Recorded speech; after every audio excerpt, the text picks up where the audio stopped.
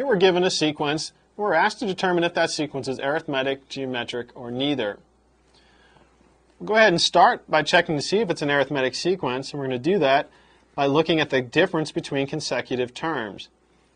See that the difference between the first two terms is -8. The difference between the second two terms is also -8. And the difference between the next two terms is again -8. So we see that we have a common difference, d, which is equal to -8. Therefore, this sequence is arithmetic.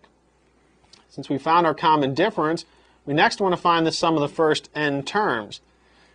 To do that, we want to find our first term, a sub 1. That's going to equal -2. It's given to us here.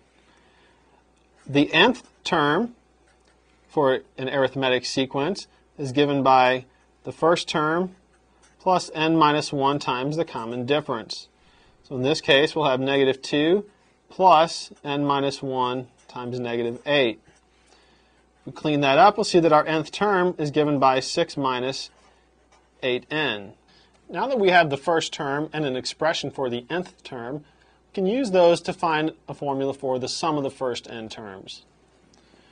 Remember that for an arithmetic sequence, the sum of the first n terms is given by n divided by 2 times the sum of the first and nth terms. So we're at n over 2 times -2 plus 6 minus 8n.